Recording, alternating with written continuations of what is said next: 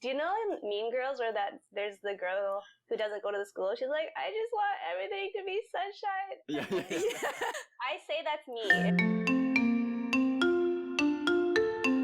Like, don't feel bad about not having those words quite yet or know how to quite say Like, it. what are we generally teaching as a society these days, which is maybe a bit more coddling and less hard work? I need the tough love. I need someone to push me, to make me uncomfortable. If you tell me I'm good enough, I'll be like, okay, well, I'm just going to sit on my ass and just watch TV all day. I'm good enough.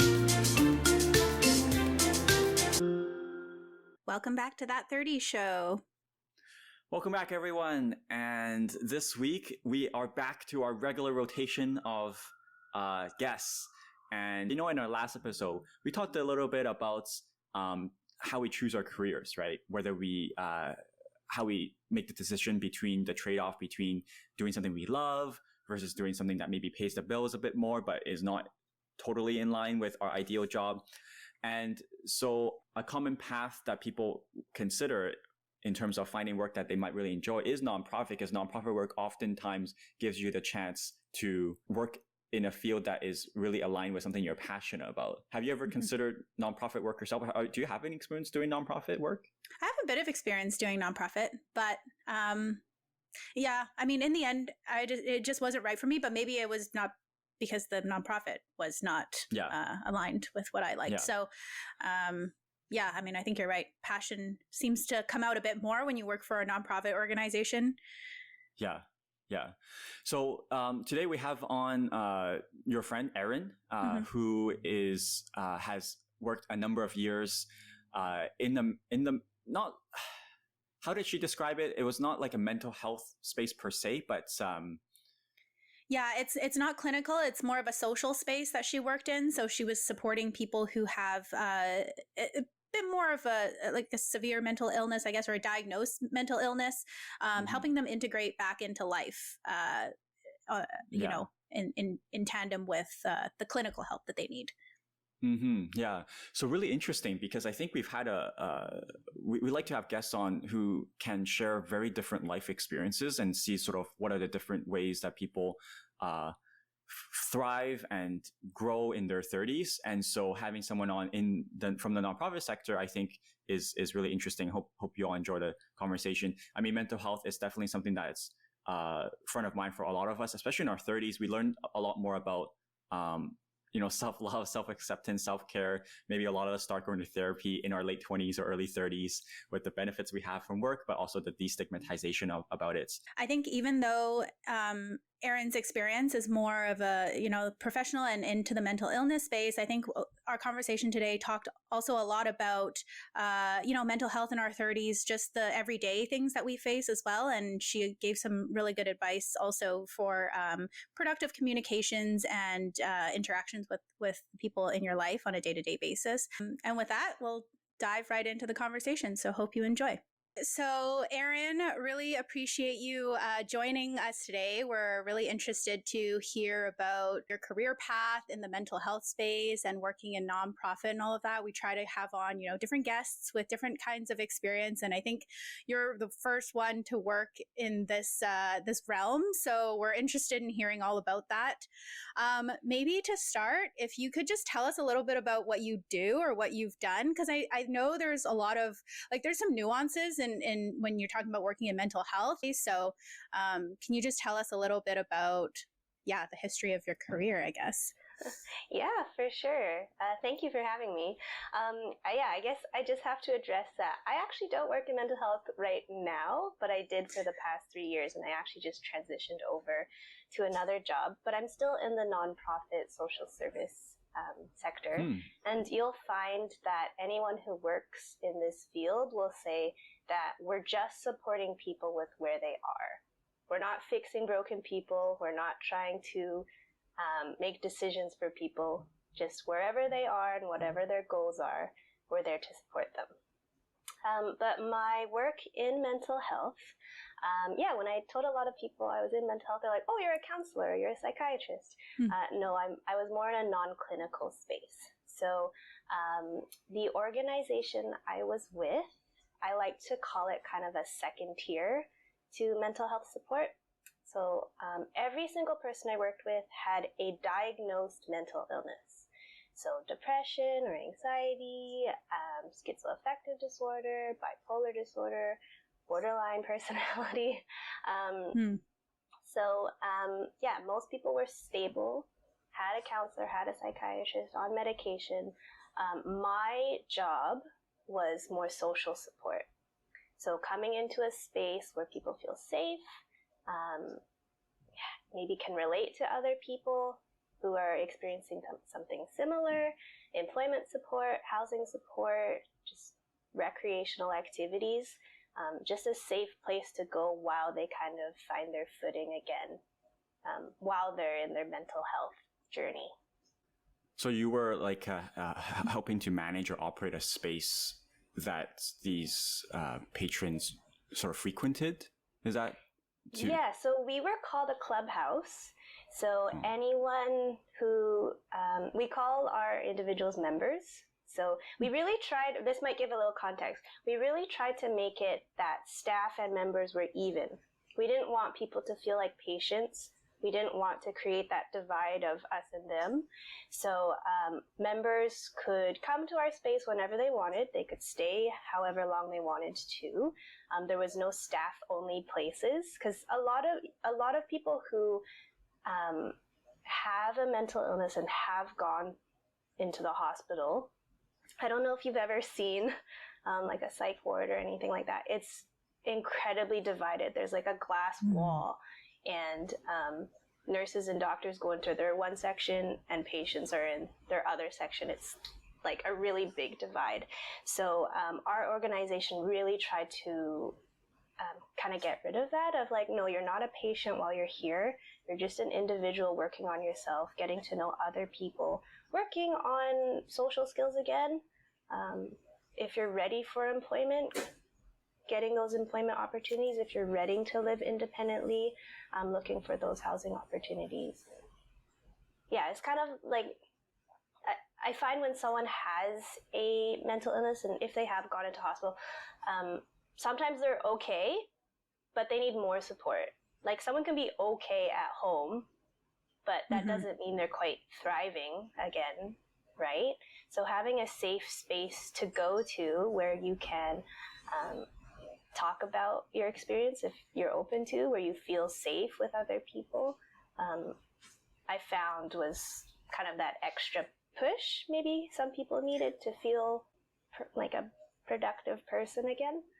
Yeah, like having that community, right? I think when people do think about like mental illness and things like that, they think about going to see like a psychologist or, you know, a doctor to try and help their mental state. But it is important to have that community piece too, because you have to like somehow integrate yourself back into society, and it's easier to do that with a lot of other people, I guess. So like, as long as I've known you, Erin, I've always known you to be like very caring and kind and just have that like nurturing presence. I think everyone that we know who know you would say the same thing. So I'm wondering if this career path or what you've done in the past, and we talked about this actually in the last episode about the difference between like a career where it was more circumstantial, where you kind of fell into it, or there was an opportunity that came along, and so whether it was something that you always knew that you kind of wanted to do, and that you have a bit more passion. I think most people are somewhere in the middle, like they're passionate about something, and then they also had this career opportunity.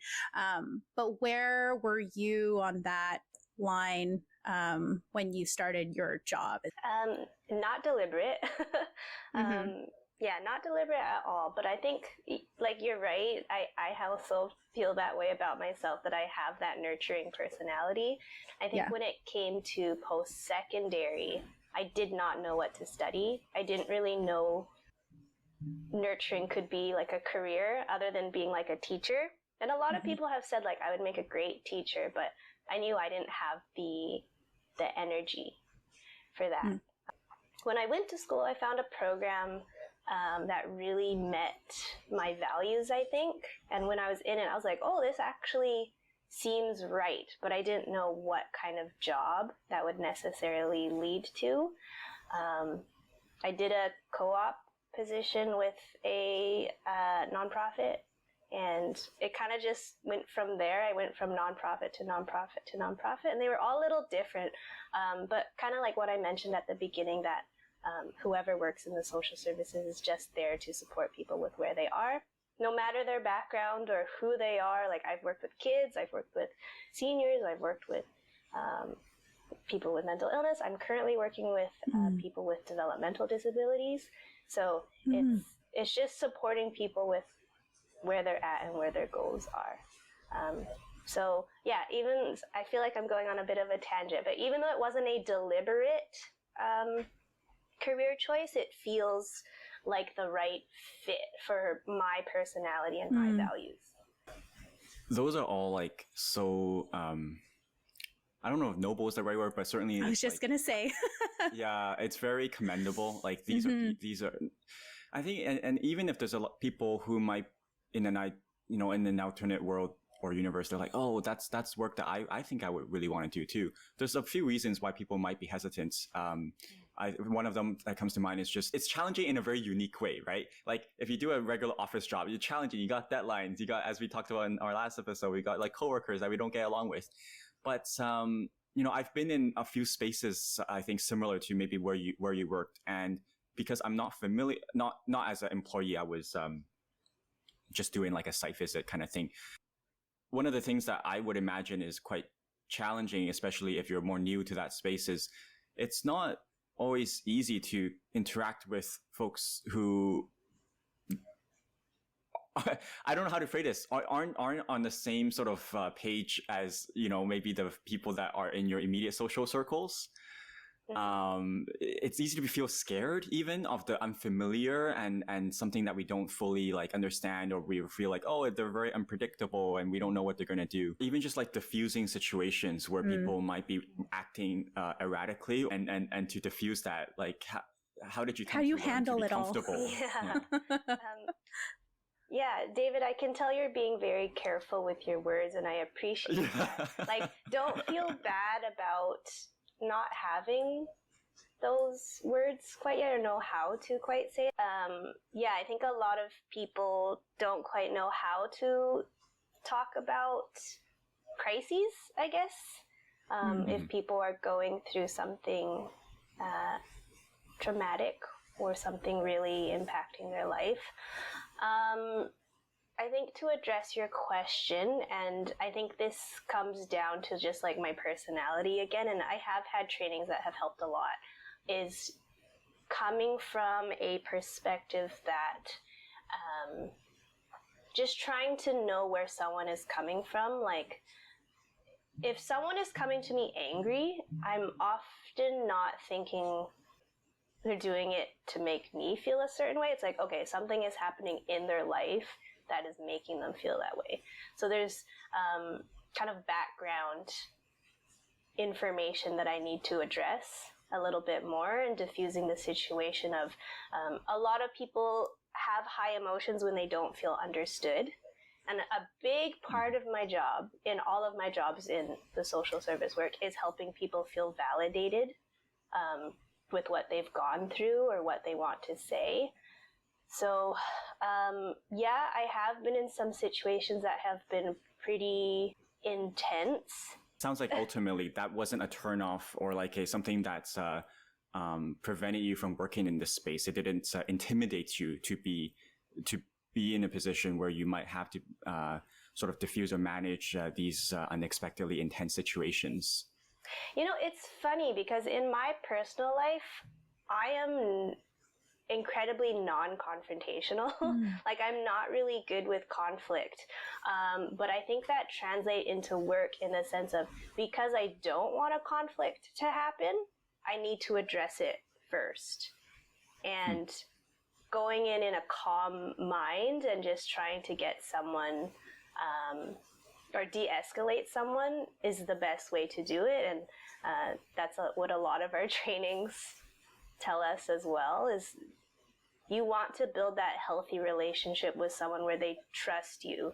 You don't want to come in and be like, calm down, like, what are you doing? Because that's not going to help at all. A lot of times it's like, hey, like, what's going on? Like, what are you feeling? And it's okay. Like, I'm here to support you. I'm not here to judge you. I'm not here to tell you how to live your life. I'm just here to listen.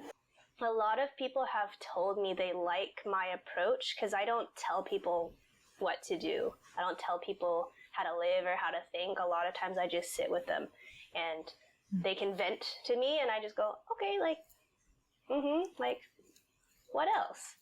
And like, people just kind of word vomit, and once they get those emotions out, they feel a lot better. I mean, I was also going to say that, like, you know, knowing you are very non-confrontational. Like, same here. I feel like if I kind of worked in that space, I would, it would just be really hard because I wouldn't know how to like handle situations like that. But I guess it does take practice, and you working with a lot of different groups of people, I think in the past, maybe has helped that too. Something that I've also heard, and I've kind of had experience with this, working in nonprofit as well, in my co-op, was that once like a volunteer or a nonprofit or something that you're passionate about becomes an actual work, becomes a job,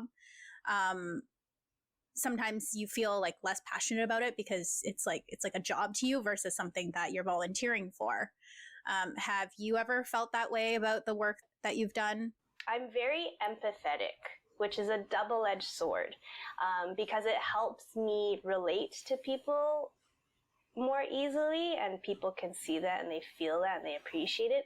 But at the same time, I feel responsible a little too much for what people are going through sometimes, or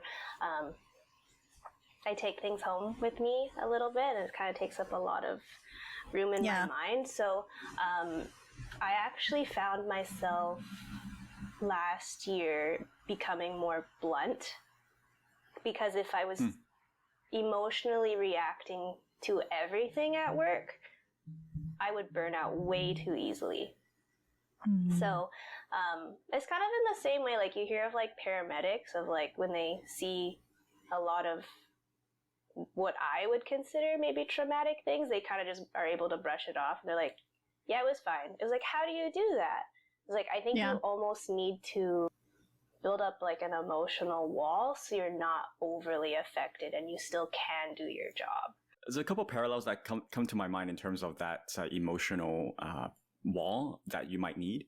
You mentioned it off the top that you're not a counselor, but you know, I've heard both from people who have considered counseling or are counselors how, as you said, being empathetic is a double-edged sword, right? Because you are there to help them, but you're not responsible for them. But then if you are a very empathetic person, it's hard to not feel invested. Like I'm in an advising space, and over the years, I've certainly had my fair share. I'm not a counselor, but because of the nature of my sort of mentor relationship, I often hear of and support students through very personal challenges. There's just the worst things that can happen in life. Like those are things that sort of we are told that are happening, and how can we support them with their academics or with their co-ops. And it's really hard because I have to almost in a way like not like sometimes I want to go home and I want to call this person because I know they have no one to talk to. Like they've told me, you know, they have no friends, they have no whatever. And I'm like, this is like, I'll be your friend, but like, I can't be your friend. You know, that's not my job. That's not my role. That's not appropriate. Yeah. Even though as a human to human, I'm like, I want to be here for you, even if you want me to be. But I know I can. And then the other thing that I thought about is, the other parallel that has this is being a lawyer, because people have told me like, oh, if you want to be a lawyer, you might end up having to represent clients or fight for cases or causes where the underlying morals don't align with your own morals. And how are you going to do that if you have strong values as a person, which we all do, right? And then you have to end up compromising them in the course of your work. So that boundary, depending on what job you do, is very tricky. And it sounds like for you in the latter years of your position there, you learned to, or you had to almost out of necessity, build more of the wall. Otherwise, as you said, it took up a bit of your mental space. Yeah, and there were different ways to do that. Like I learned now to be transparent about my role of like, hey, this is the support I can provide. And if you need more support, that doesn't mean I won't help you, but sometimes it's not my position to do so. Maybe I'm not the best person to help you either. A lot of my role, like counseling too, sometimes I kind of became kind of like a pseudo counselor, which we had to tell people we're not counselors. I'm not trained to handle this. Like it would be better you talk to someone else. And I think when I developed that relationship early on, when I got to know someone of, hey, this is my role, this is what I'm here to do, I'm going to try my best, people were a little more understanding of that. And with my like email and my phone, like I tell people to like, you're free to message me whenever you want, but I'm not going to check it if I'm not working, because I have a history of poor work-life balance. And I've learned that this is what I need to do to be healthy. And people are pretty like, oh, okay. Like, thanks for telling me that. Yeah. I think so many jobs can actually relate to this. Like any job where you might impact or influence someone else in your space. I mean, you obviously do it kind of like all day, but there are a ton of jobs where the work that you do might impact someone else's life, and it sometimes is hard, and you take that home with you. So I think drawing that boundary is super important, but it is hard. Like it's not easy to be able to do that, especially when someone is going through a hard time or going through some kind of crisis, because you want to be there to help them, but then you also have to like take into your consideration your own mental health. I wanted to sort of follow up with a question related to the work-life balance thing, and just sort of thinking about the theme of our show, which is a lot about sort of life in our 30s. I know that oftentimes as we enter our 30s and as we, continue to get older and have changing and different life priorities, what we want out of our work often changes. A common example of that is you're more hustling and working more hours, or just a job that requires more of you when you're younger. But when you have a kids, I've seen people often treat their job more just as their job, and their kids and their family becomes their first priority, and they don't want to have to hustle as hard. They want a job that has more balance, has more boundaries. They don't have to take work home, because when they're home, they want to be there 100% for their kids. I assume you're around G's sort of age, if you guys knew each other from a long time ago. So in your early 30s, do you think about this? I don't know what your plans are, but in general, as you get, as we grow up and get older, do you think the kind of life that you envision yourself wanting to have in terms of your lifestyle, will that impact and influence the job that you will continue to have? Because right now there is, you recently changed jobs. Maybe you can first speak to whether that change of job was in part influenced by your desire for a better balance in terms of emotional baggage that you might take home. I don't know. I'm making assumptions about there being a change. Does that all make sense? I did change jobs recently because my values and what I wanted in life did change a little bit, and also it was just time for a change. But I guess I've never, it's funny, I don't actually consider myself to be ever that ambitious. I always strived for work-life balance. I was never one to really chase a career or a promotion or a high-paying job, which was easy when I lived with mom and dad and I didn't have as many responsibilities or bills. But yeah, working in the nonprofit space, the income isn't grand. I make enough for a living, but it's not amazing, which is not a surprise for anyone who works in the nonprofit space. I think anyone in their 30s is a little more aware of what their needs are maybe in life and their values. Not everyone, but I think a lot. And I think no matter what the age, but I think it's more life stage someone is in might affect their personal values. So just for some context, I'm in a common law relationship with my partner and he lives with me, and work was work-life balance was easy when we lived apart because I could come home, I could eat a muffin for dinner, I could leave my dishes in the sink and just kind of lie in bed and just go to sleep whenever I wanted. I didn't really have to deal with someone in my space. Yeah. But when he did move in with me, it became a little more, someone's in my space now and I'm in his space, and I'm an introvert, so dealing with people at work all day and then coming home to another person in my space was a really big transition. We've been living together for 2 years now, and he could see over the last year that I was bringing a lot of work home with me. He could tell I was more anxious, I was a little more on edge, I was getting like the financial burden of life, I think was kind of a stressor on our relationship. As sad as that sounds, is just kind of reality, especially living in Vancouver too. For sure. Yeah, the job change had a little bit to do with all of that. I get to work from home a little bit, which is great. Ooh, I got a pay raise, which I think was necessary for where we were at in life. And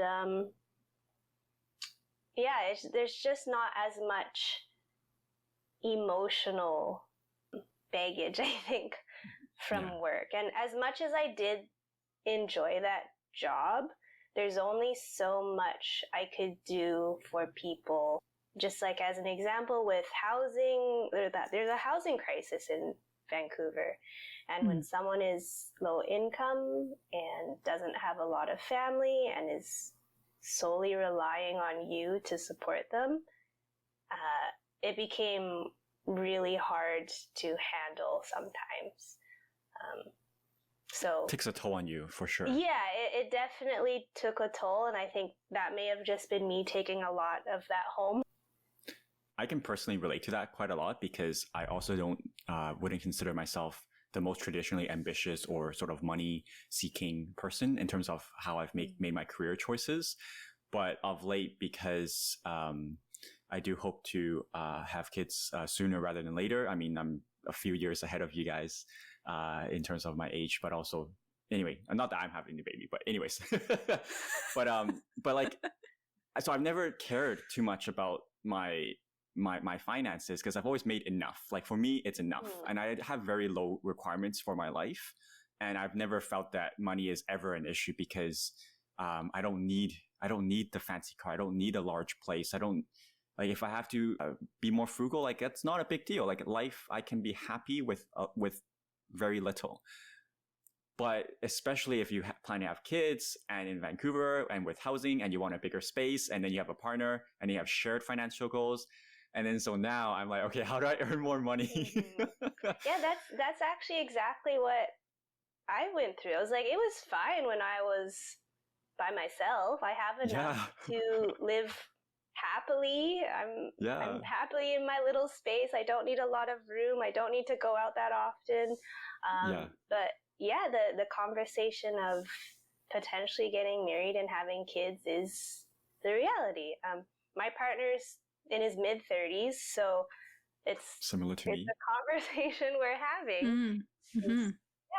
We want to save up if kids is in the future that, okay, how are we going to afford another person in our home, energy and financially? Totally. I wonder if that's kind of like a thing, like in our 20s, maybe people chase different things. Like some people might have chased like more work-life balance in their early 20s, and some people might have gone the money route, like money. And then both these like tracks kind of converge at some point, because then like the money might be chasing more of a work-life balance when they settle down and have kids. And then it's also the other way around, because when you're thinking financially, that's also important. Maybe they all converge at some point. And we all end up at a similar place in our 30s, depending on what you want. I mean, some people don't want kids, right? This topic about sort of the financial struggles that we all have, depending on what our priorities are, what we want. Maybe it's a job, maybe it's having kids. There's many different angles of why finances might become a challenge, even just living in Vancouver, right? In our last episode, we talked a bit about the idea that having good pay helps you not hate your job, but it won't really help you love your job. And oftentimes people will sacrifice pay for quote unquote non-profit, because I'm generalizing here. You're more able to work for something you're passionate about, that you feel aligned with in terms of the mission. How do you feel people manage that balance? Is it realistic or sustainable to do something that you love and that's good enough? Like, is love, not love, but like, is passion enough? It sounds like for you, maybe as of late, you're realizing it's maybe not, but I don't know if you can expand on that at all. Yeah, I have coworkers who have been in the field for years and years and years, and they have children, and I've always thought like, oh my gosh, like, how do you do it? If you can do it, then I can do it. Yeah. But talking more with coworkers too, it really depends where they're at in life. Some coworkers live alone. Some coworkers have a partner who makes quite a bit more money than we do in the social service space, so they're able to kind of supplement it a little more. So I think it really depends on kind of the family individual values. Just kind of for a little more context too, my partner is starting up his own business, so income isn't consistent. So wow. Even though our lifestyle is pretty frugal and we don't have too many expenses, and for full transparency too, I get a lot of family support for living. When his income is not stable, then it was like, okay, I have to cover a little bit more, and how to do that on a nonprofit wage. And I have thought before, like, oh my gosh, if I chose something different, I could have been making so much more. Or even like, should I transition now? But I like where I'm at. I'm fulfilled. There's pros and cons to every single job, but I do like what I do, and I feel useful. I feel like my skills are helping people, and yeah, it feels good when people appreciate what you do. I see myself staying in it for a while, but really, who knows? My values might change in a year or 5 years down the road. Yeah, for sure. It's so interesting that like the drivers for people staying in their work, right? Sometimes it's the money, sometimes it's just feeling fulfilled, like you said. I kind of want to go back a little bit to the work that you do, and trying to tie it in, again with our 30s. Have you ever worked with people who are in their 30s? Thinking about, again, the differences or the different life paths that people often end up in their 30s compared to your 20s, where people are maybe on a bit of a similar path generally. Like, what kinds of, I guess, things do you see people dealing with in their 30s? One example is maybe like a feeling of loneliness or isolation if you are maybe not on the same path as all of your other friends. Some people are having kids, some people are still single, and with that there comes a feeling of like, oh, maybe I am lonely or alone. And do people go seek help for that? Have you met people like that in your work? Yeah, absolutely. I've worked with quite a few people in their 30s. I think a lot of us, I say us as people in their 30s, have a kind of an idea of what we want and need. And unfortunately, I've seen a bit more of people knowing what they want and need, but they're not currently able to get those goals. Some people that I've met who have quite a serious mental illness, and mental illness sometimes can be like a chemical imbalance, and sometimes it can be an event that has happened. So mental health really is a journey. Sometimes it's not a full recovery. So a lot of people that I meet, their mental health is kind of like a wave. It goes up and down. Some people will never fully recover if it's a chemical imbalance. So some people I have met know that they want to live independently. They want to find a loving relationship. They want to work a full-time job and not rely on disability income. But also a lot of people that I work with are not currently able to achieve those goals. And I had quite an eye-opening conversation with someone who told me how lucky I was just to be a functioning human being, to be able to live independently, to have a relationship, to be able to work any job. Because this person struggled to hold like a part-time job just because their mental health was debilitating in some ways, that they weren't able to always work. And that was something I never really thought about before. And yeah, that person in their 30s was just like, I kind of look down the road and I see that I'm going to be here forever. And not that he wanted to, but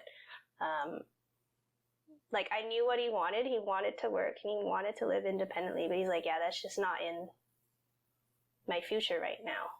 I've also seen people who have those obstacles and know just to work around them a little bit. I guess like all in all, people in their 30s, they kind of know what they want. And I've seen some people struggle a bit with that. And I've seen some people really try to overcome those obstacles. It reminds me of the notion that I've heard, which is like every morning you wake up and if you are healthy, generally speaking, you don't have chronic pain, you don't have maybe a mental health challenge that you're managing, you're super blessed and lucky and you're living in abundance and there's so many things to be grateful for already. So just sort of something that I always remind myself, like even when I do write my gratitude statements in the mornings, I often try and remind myself to write at least one that is related to something very quote unquote basic, because those are blessings, right? Like every time I go for a walk, I'm like, I'm grateful that I can go for a walk. Because I imagine many people would like who can't, and if you give them a chance to do that, it would completely blow their mind. It would just change their life, but I just take it for granted. Yeah, it's a good reminder for us, I think, when we're hearing these stories that if we are lucky, then we definitely have, the ability to be grateful for that and to cherish what we have. And but also understand, many people don't have some of those things that we take for granted. And with that being said too, like anyone at any life stage, no matter what they have or don't have, can have like a mental health experience too. It doesn't mean that just because you have things that make your life, you can't feel or you shouldn't feel. Yeah, it really depends on what someone's going through, and there's no kind of solid answer of like, oh, just because you have this doesn't mean you can't have good mental health. Fair enough. People can have poor mental health at any stage. Definitely seems to be a societal thing that's has more of a spotlight in recent years, that I've noticed anyway. Like even just in work, like there's all these like seminars or workshops that you can take for mental health and mental health support, just for the everyday individual, right? Not necessarily that you actually have a mental illness, but mental health is something that everyone kind of struggles with at some point in their life. So it's common. And it sounds like that your work like helps you put a lot of things into perspective too, which is good, but also can take a toll, as you said. So something I wanted to get your thoughts on, because you have a bit of this background working and helping folks with mental health, and you're much more informed, I think, about these challenges. Is in our 30s, we're often learning a lot more about our own mental health and understanding what self-care looks like, what self-love looks like, what self-compassion looks like. These are concepts that are harder for us to process as young, when we're younger in our 20s. But, you know, as more life experience comes along, we learn about self-compassion, we learn about self-love, self-acceptance, you know, all those good things that I think around this age we realize are very important. But part of that is us, you know, being more open to going to therapy and working on some of the things that maybe we haven't fully processed from our childhoods, from when we're younger, whether that's traumatic events or not. But that's the thing I want to get your thoughts on is trauma, and which is something that many of us have experienced, and that's why a lot of us are more open to going to therapy. But what I often struggle with the distinction between common / healthy life challenge and difficulties that are just part of the human experience, and like clinically debilitating trauma. And I wonder if, at least from my perspective as a layperson, I feel like the line between those is blurring a bit too much, and we're maybe over-diagnosing or offering therapy for people who just, you know, it's okay to experience this. You're not depressed. It's just a tough moment in your life, and there's nothing. This is completely normal. I wonder, you know, given your experience in this field and in this space, if you have any thoughts or comments about that, if you disagree or agree with any of the perspectives I just shared. I think it's going to be more of a personal opinion, if that's okay. Fair enough. I do think the word trauma is being thrown around a little bit more, but at the same time, if someone says they've gone through a traumatic event, I can't, from over here, not having experienced what that person has gone through, be able to say, no, it wasn't. Because I don't know their background. Like, I don't fully know their background. I don't know what they're thinking. I don't know what their thought process is.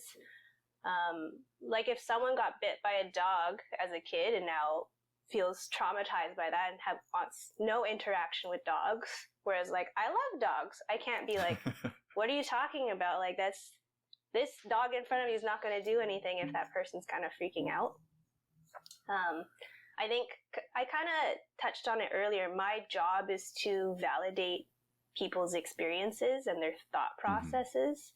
So if someone comes to me and they're telling me they're going through an issue, even if my personal thought is like, oh, it's not an issue, my job is to support them through that, no matter what it is.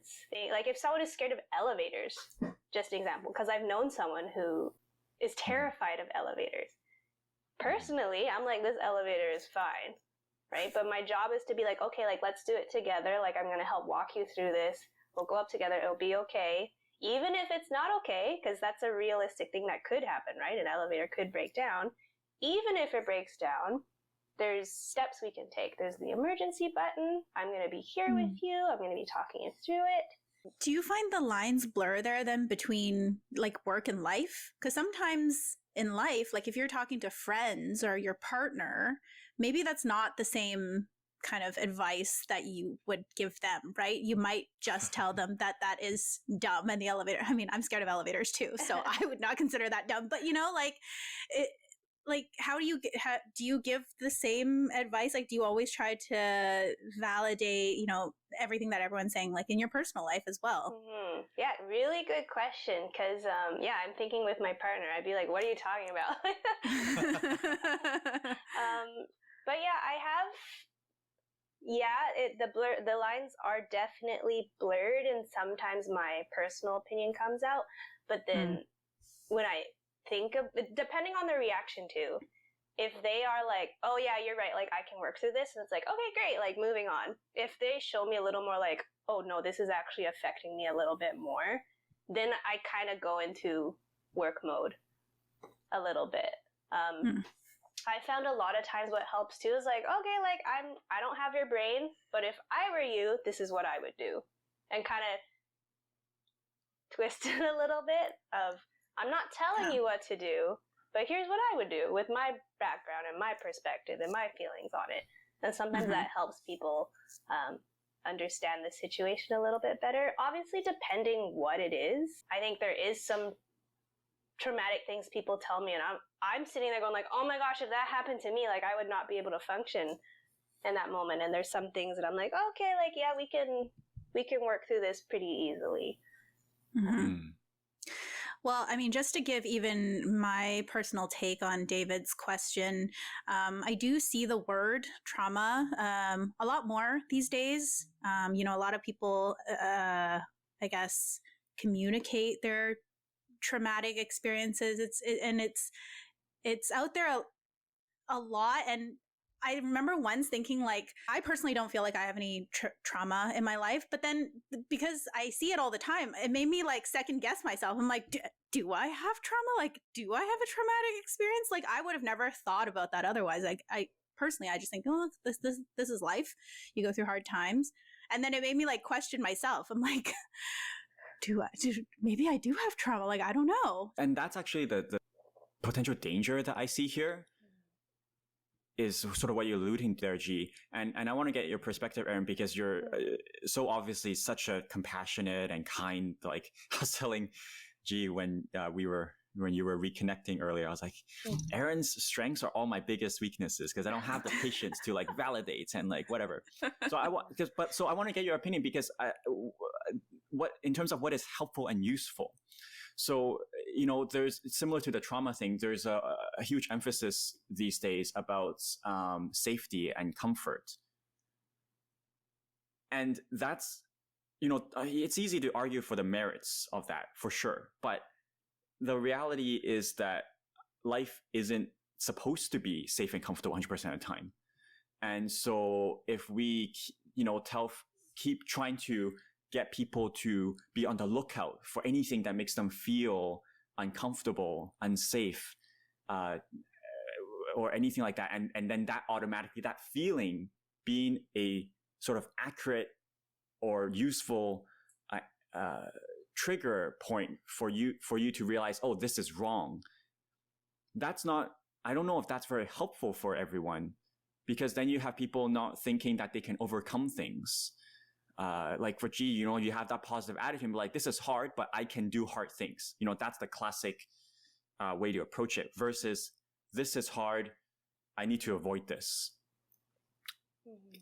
As the very compassionate and patient person that you are, like, talk me through sort of, how do you find that balance between, supporting people through a legitimately hard thing that it should be hard and that's good. It's good hardship versus quote unquote validating someone, be like, yeah, this is hard. It's okay. You don't like, I don't know. I don't want to, how do you help your kids or your friends, develop resilience if you just let them off the hook, if you will? I don't know if that's what you're doing, but Mm-hmm.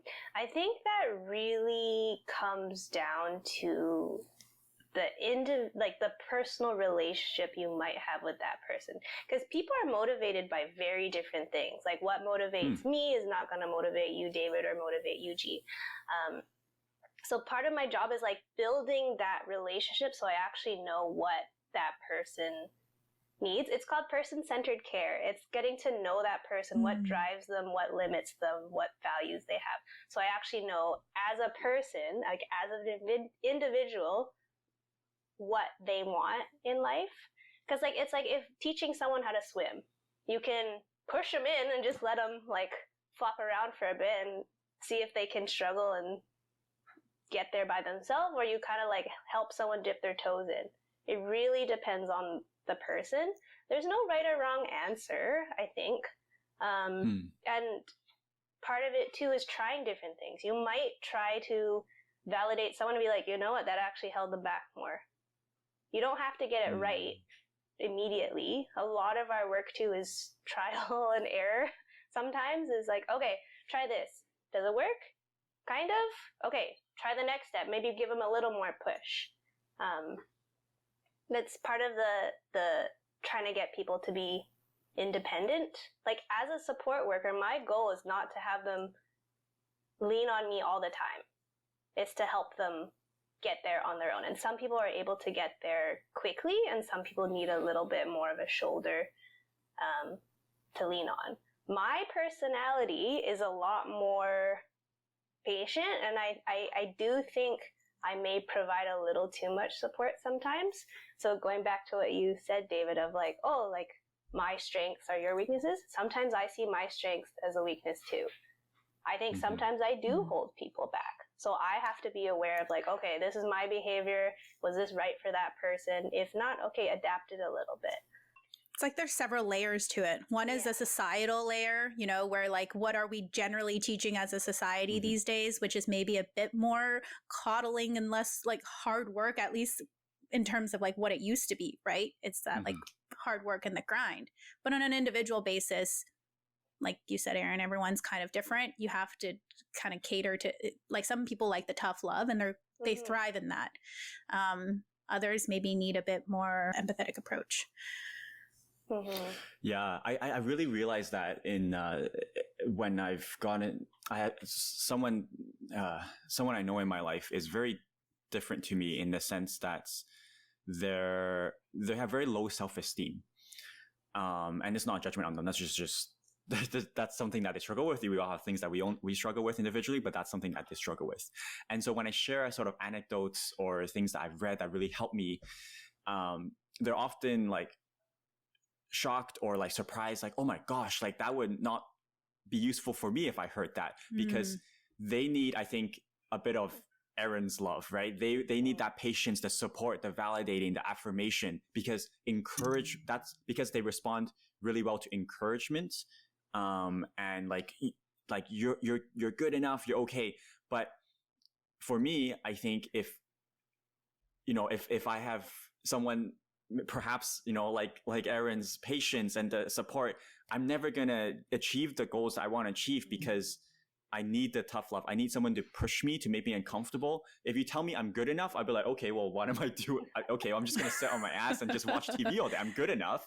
So like, I don't want someone to tell me I'm good enough in a way. I mean, I just as any human being, I think if you go too much, I'm not going to feel good. But I need probably more of that tough love than someone else who might have their own weaknesses. My weakness is not self-esteem. My weakness is probably just like, I don't know. I'm not good at taking action. So if you validate me too much, I might just not take action, because I'm like, oh, I'm good enough where I am. Why would I need to do anything differently? So I think it's a great point that everyone's different. But I think what you said, Gia, in terms of, well, there's a societal level where generally is this cultural discourse, is it a little bit too much coddling? I think my personal opinion is yes, but it's important to recognize that whether that is true or not, on an individual level, you want to take a personal approach. And to that too, like, we match people with support workers that might be more helpful in that sense. Like, my style is very like patient and like, it's okay, like, take your time. Like, do you know in Mean Girls where there's the girl who doesn't go to the school? She's like, I just want everything to be sunshine. I say that's me in real life, because I'm always like that. But yeah, I have coworkers who are a lot more like, what are you doing? Like, come on, like, let's just go. Like, who cares what people think? Let's just go. And like, to me, I'm like, oh my gosh, like, I could never do that. So it really that would not depends. be helpful. Yeah, it really depends on the person. Like, my style works for some people and it doesn't work for others. But then I have coworkers who can kind of fill that role a little bit too. We're not all like me. Because you have this experience working in a space or a field where that interpersonal communication, that empathy is such a primary factor or skill set. Again, at least for me, as I get older, those things become more and more sort of front of mind as I try and be a good partner in a long-term relationship. And like, as we approach marriage, or many of my friends are in marriage, have kids, especially as a guy, generalizing here, but we're not generally as good as females at the empathy part, at the communication part, at the patience part. Not patience necessarily, but yeah, the empathy and communication part. Maybe to wrap up, I don't know if maybe the last one or two questions here. If you have any advice or just personal anecdotes or experience about what you have learned or found that have helped in your own life, things that you do or things that you have seen or observed other people do that have really helped you flourish or thrive in your 30s, or help your friends in their 30s?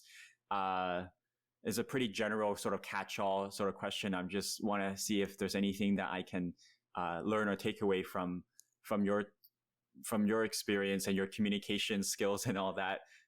Yeah, I think if it's coming from a place of you are trying to foster or maintain a really good relationship with someone, whether that be a friend, a family member, a partner, or even in my work, like a member, is if someone is coming to you with an issue that they have and you cannot relate to it, it's best not to give advice. A lot of people are not looking for that. A lot of people just want that safe space to be able to comfortably, emotionally tell how they're feeling and how something is affecting them. And they're not looking for, oh, you should do this, or at least this happened. To be a good friend, to keep that healthy relationship where they feel that trust. If you can't relate, you just go, thank you for feeling safe to tell me that, and sit with them. That's so helpful for me, because I often have challenge relating to someone. Like, someone will share with me their feelings, and to me, it's like, why would you feel that way? Or why would that be your interpretation of what's going on? It's like, and so it's hard for me to relate, or they feel stressed about something, and I cannot relate, because this would not stress me out ever, this thing that they're stressed about. And so, but then I'm trying to help them. But that's a really good, criteria to be like, oh wait, okay, let me first, before I try and help them by giving them advice or telling them sort of, oh, maybe think about it this way or do it that way. If I can't even begin to relate, which is, I guess, another way of saying, if I don't feel that I'm in a position to empathize very genuinely, then don't even try to help them actively. Just provide that space, be there, be like, yeah, like, thank you for sharing, or not. I mean, I don't want to say, I don't know if you would say that to a partner. That seems very formal. For some people, it helps. Yeah. It helps, yeah. And like, it might be hard for you, David, if like that kind of doesn't naturally come to you, and that's okay. Yeah. It might help to be like, okay, what do you want right now? Do you need validation, or do you want solutions? Because that's what my partner does to me. Because I get really stressed out. I'll be like, blah, blah, blah, blah, blah, blah, and he goes, yeah, okay, what do you need? What do you need right now? And sometimes I'll tell him like, oh, I just need validation. Just like, shut up and listen to me. And he's like, okay. And he just lets me word vomit at him. But sometimes people do want solutions. So if that helps you, maybe that's a question you can ask. I have found, for the most part though, if I cannot relate, me just sitting there and letting them talk has helped. That is really great advice, because I think that's the default, or on instinct, because people want to help, like, and you know, if somebody's coming to you that like you want to try and help them. So I've never really like used that just sitting either, because even if I can't relate, I'm like, okay, how do I put myself in this person's shoes? And I'm like trying to imagine how they feel. But sometimes if it's not relatable, it's not relatable, right?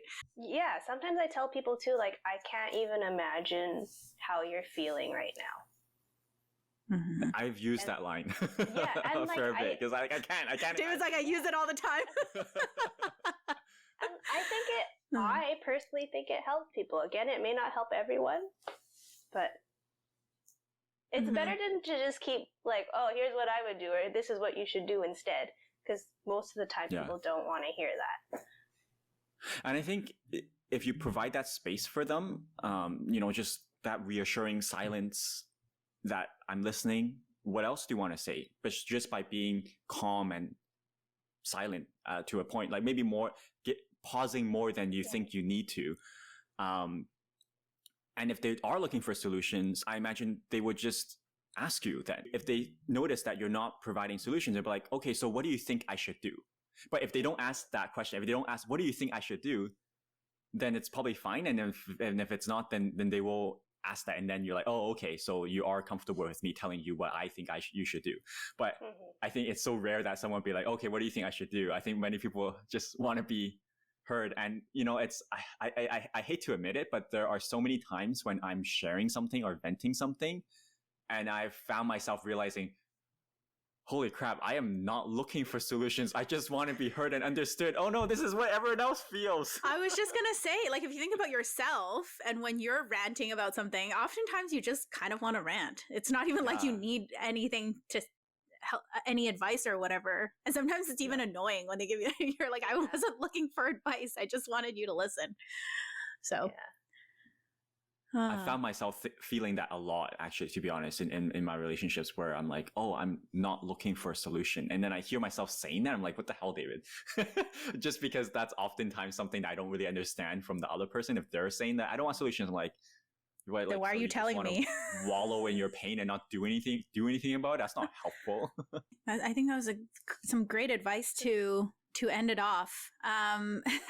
Maybe one last question, Erin. If you weren't in this space that you're working in right now, and you say you see yourself continuing on, but what would you have been doing instead? Do you know? Have you ever thought about it? Good question. If money was not an issue, I would open like an artistic, crafty studio with like coffee or tea. People could just hang out and draw or paint. Erin is very creative and artistic, so I totally see that happening. Like just a calm place to be where people could be themselves without the, like, I need to pretend to be a functional human being today. Just like, oh, I want to do what makes me happy without being too energetic. I mean, it's the same thing in another. Yeah, it's essentially the same thing, but in a different font, if you will, because you're providing a space for people to be. It sounds therapeutic. Well, thank you, Erin, for coming on today and talking to us about this. I think, it's eye-opening to see what some people go through in their jobs, but also trying to connect that back to our 30s, the things that we feel both like in the mental health space, but also just job-wise. Like, we talked a lot today about our career and the trajectory of our career and where you kind of end up later in life and what your values are. So I think it was good to hear all of that.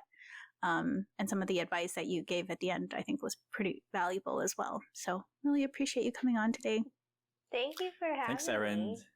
Thank you. And I think this world needs more people like you. So thank you for the work that you do.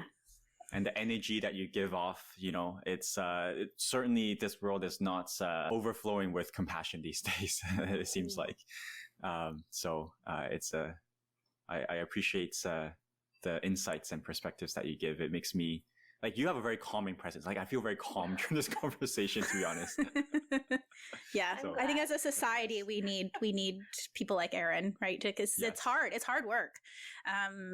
Like Erin mentioned, you take it back home with you a lot, and a lot of people aren't willing to or don't feel like they can do this. Sometimes. Yeah.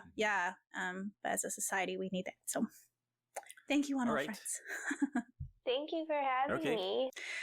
Wow, that was an interesting conversation. I've known Erin for so long, but again, I always learn from my friends that come on the show, like more about their work and more about their life. And I thought that was a really great conversation. Yeah, no, I did too. And just the whole time, I just couldn't stop thinking about how I need a bit of what she has. She's so like validating and compassionate. I'm like, God damn, I need to learn some of those compassionate listening skills. And I know that we said it on the pod and in the episode, and the fact that she kind of inherently has a lot of these qualities, but even so, like working in a job like that is, I can imagine it to be incredibly challenging, and it's great that we have people like her that are willing and able to do things Erin. like this for society. Considering the financial side and the work-life balance that it can take a toll on. So I like when she said like, oh, I think I still, continue in this job despite maybe some of the trade-offs with the financial aspect, because it's a job that makes her still feel useful. I don't know if you remember, she said that it makes her feel useful. And actually, kind of resonated with me a lot because I, recently read Arnold Schwarzenegger's book, which is titled be useful. And that was the advice that his dad gave him, is like always try to be useful. And I think that's a really good framework to think about how to orient your life and your goals. Usefulness is a very good metric for success in life. And so I'm really happy for her that she feels very useful. I think in the moments in my life or in my work when I feel more down is when maybe I feel like I'm not having much of a positive impact, or maybe I don't feel like I'm providing much value. But I know that on the days when I'm feeling great is on the days when I come home and I feel like you did something today. Like, I did something. Made an impact I contributed, on something. I added value to society, to Totally. others, to the work. Yeah. So I can see why she's happy and choosing the work that she does. Well, if you all also enjoyed that podcast like we did, haven't shared this in a while, but it really helps us to spread the love and spread the message and get more people tuning into our conversations. If you give us a rating on Spotify, on Apple Podcasts, leave us a comment, subscribe wherever you listen to us. But also definitely let us know your thoughts and comments. We would love to hear from you. We're at That 30 Show Pod on Instagram, that30showpod@gmail.com, and hope to have many more conversations with guests like Erin. And so if you enjoyed that, definitely subscribe and don't miss another episode from us. So with that, catch you in another couple of weeks. Have a good one. All right, bye. Bye-bye.